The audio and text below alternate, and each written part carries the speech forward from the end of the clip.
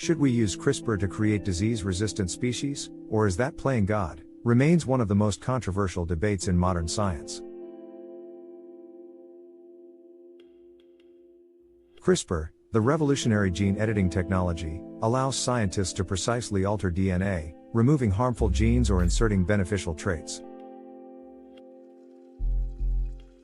With rising threats from climate change, habitat loss, and emerging diseases, some researchers propose using CRISPR to help species adapt faster. Proponents argue that genetically engineering disease-resistant species could prevent extinctions, especially for animals facing deadly epidemics. Bats threatened by white nose syndrome, amphibians devastated by chytrid fungus, and corals succumbing to bleaching are all potential CRISPR candidates. In theory, scientists could use CRISPR to enhance immune responses, alter surface proteins, or eliminate genetic vulnerabilities to specific pathogens. For endangered species with small populations, CRISPR could restore lost genetic diversity, boosting resilience to disease and environmental stress. Supporters see gene editing as an essential tool for genetic rescue, intervening before extinction becomes inevitable for vulnerable species. Some conservationists compare CRISPR to vaccines, a technological intervention to protect species from external threats humans helped create.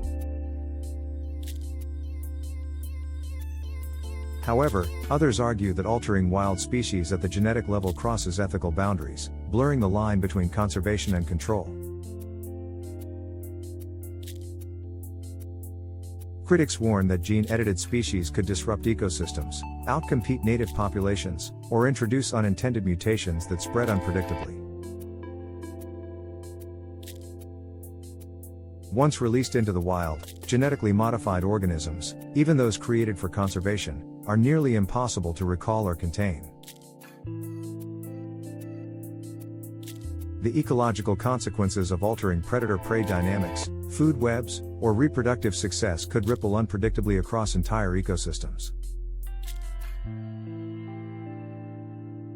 Some ethicists believe editing the genes of wild species treats nature as a product to engineer rather than a system to respect. The concern that humans might play God by redesigning species echoes broader fears about biotechnology's power over life itself. Religious and cultural perspectives often frame species as sacred or divinely created, making genetic alteration an act of profound hubris. Others see no inherent moral boundary, arguing that humans have already altered species through domestication, selective breeding, and habitat modification. If human activity caused the environmental pressures driving species to extinction, do we have a moral obligation to use every tool available to save them?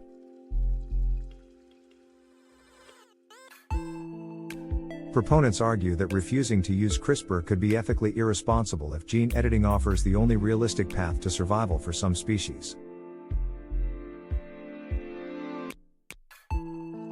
Critics counter that conservation should focus on restoring habitats, reducing pollution, and mitigating climate change rather than genetically altering wildlife.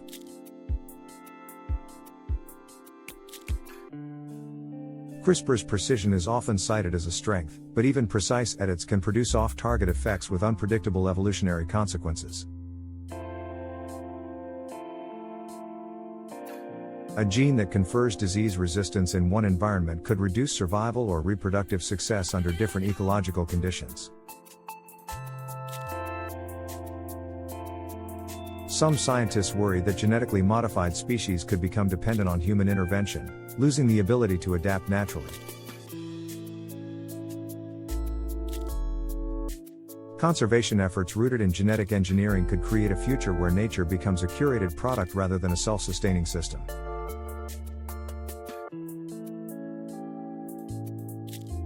The debate also extends to fairness. Should humans prioritize saving species useful to us, while neglecting less charismatic or economically valuable ones?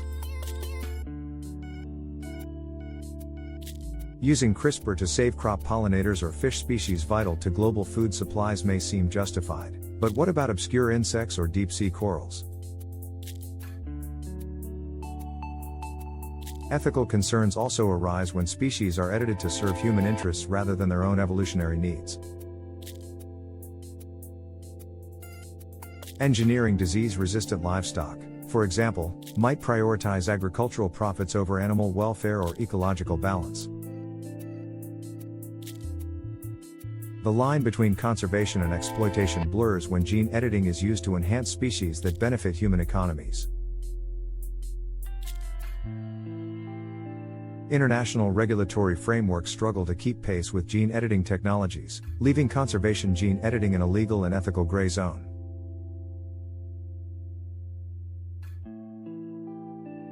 Some countries embrace genetic modification for agricultural species but prohibit editing wild species due to ecological and cultural concerns.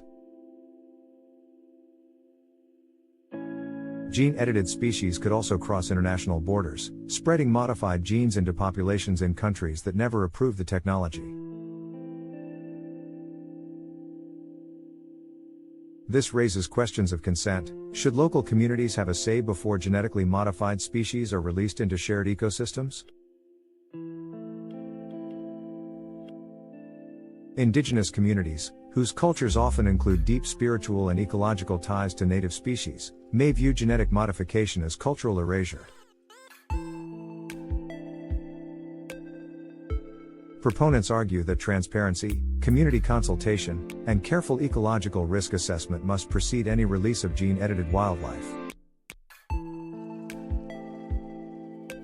CRISPR's potential to fight invasive species, restore extinct traits, or reverse harmful mutations makes it a powerful but ethically loaded tool.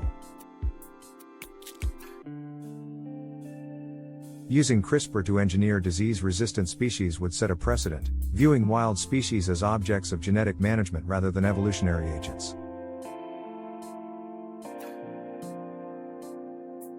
This shift in mindset could erode the idea of wildness itself, replacing natural adaptation with human-designed genetic outcomes. Some argue that the Anthropocene, the human-dominated era, already demands active ecological engineering to correct human-caused damage.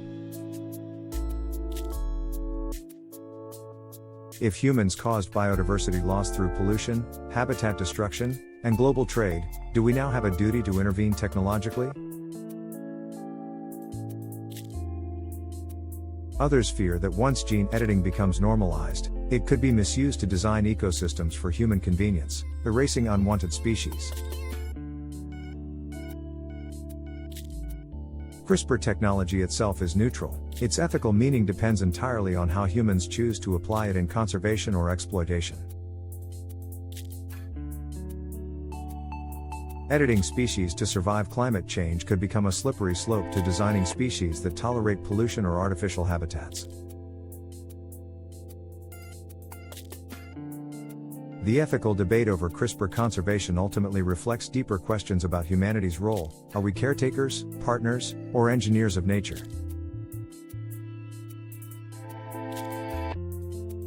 Some conservationists propose using gene editing only as a last resort, when all other conservation strategies fail and extinction is imminent. This precautionary approach treats CRISPR as a surgical intervention, targeted, rare, and subject to strict ecological and ethical review. Others argue that early use of gene editing, before populations collapse, offers the best chance of success with minimal ecological disruption. The future of conservation gene editing may depend on developing global ethical guidelines balancing innovation, precaution, and respect for nature. CRISPR offers breathtaking potential to rewrite nature's fate, but whether we should use it defines not just science, but the future of ethics itself.